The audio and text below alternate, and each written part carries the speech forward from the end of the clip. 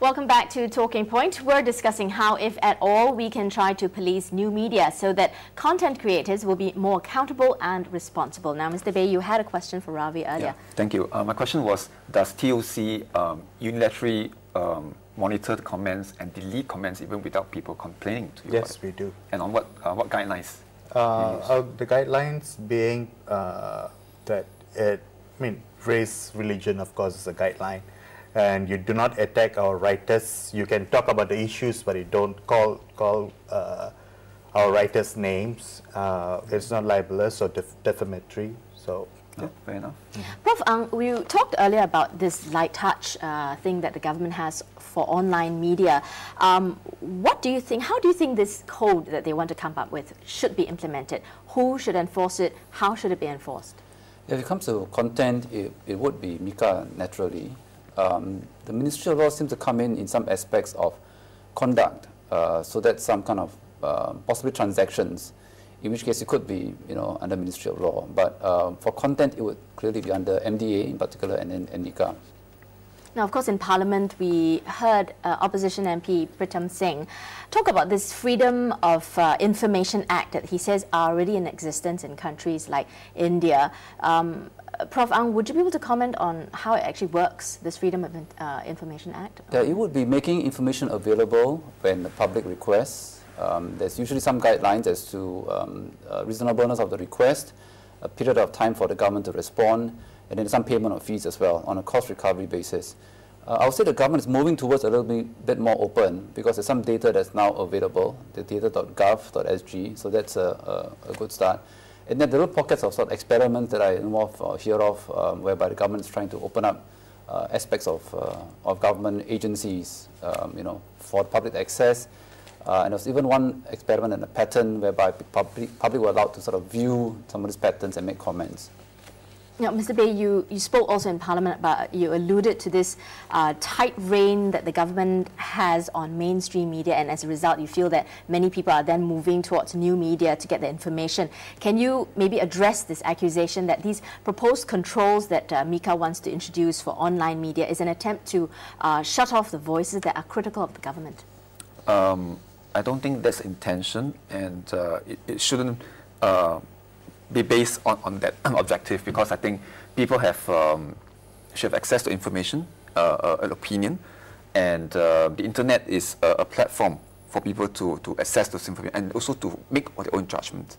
So I think it is important that it is available, but people must also be responsible for what they write about, but also being discerning. So it must be balanced, whether it's mainstream media or online media, that there is a balance of views, a variety of views, but then the onus then is on the reader himself, herself, to say that, to make sense of it. So I think that's where I've also advocated also in schools to teach our young people to be discerning and be able to check sources, research, analyze the information they see online. Okay, Ravi, do you agree with that? Do you agree that it is really not meant to shut off criticisms against the government? Discerning and responsible are very vague words. What do you really mean by responsible? What do you really mean by discerning? The Prime Minister, for example, has called for active, engaged citizens, and here we are at the online citizen. Our contributors are active, engaged citizens. And what do? You go and gazette us as a political association. So how is that contributing to the discourse, the national debate that we need to have on the various issues that's happening in Singapore? Prof. Ang, as the academic in our midst here, do you think, in your opinion, that the government is having a tight rein on mainstream media, and do you see it as a reason why people are moving towards new media? Yeah, I would say that's a major reason. There is a tight rein on the mainstream media, controls, not necessarily directly. Some people idea that there's some guys who sort of goes into a red pen, sort of. The controls, I would say, are more structural, and as my colleague has said, well calibrated. So we're pretty careful there. You want your media to be credible, at all levels still. And so there is a tendency then to go into the alternative media. That happened in South Korea as well, where alternative media was given sort of a lot more airing. Although again, like in Singapore, the actual effect in terms of sort of visible outcome was not as visible as what you might expect. Okay. What about the timing of this whole talk about introducing a code of conduct for online, behavior or whatever it is, or online content? Do you think it could cause repercussions on the government, having come so close to being right after 2 elections in Singapore? Mr. Baey? Well, I mean, it is the opening of Parliament.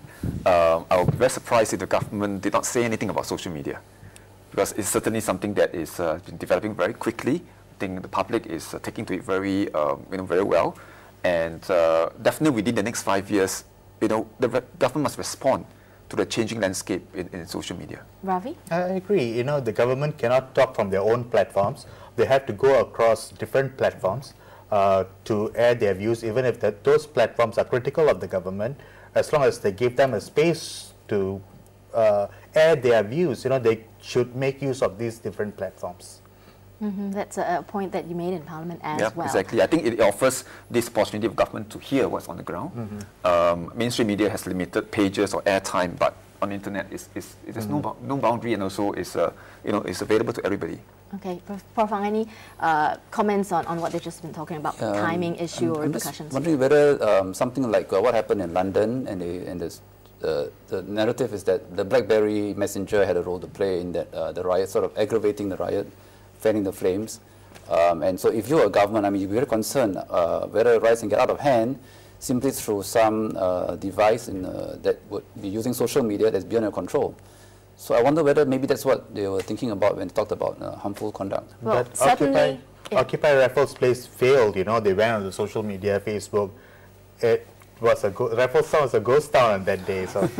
Well, certainly there's a lot to be discussed. There's a lot of room for consultations in terms of what's going to be introduced in the code, but we have to wrap up our discussion right here. Now, the growing disquiet among netizens about the impending regulations of new media is totally understandable. There also has to be some way to sift out the lies and misinformation, and users of new media can do their part to defend this cyberspace of free expression by adopting an attitude of honesty and rational behavior, which in turn might pressure those who fail to act responsibly to toe the line. That's all the time we have for this week's discussion. This has been Prof.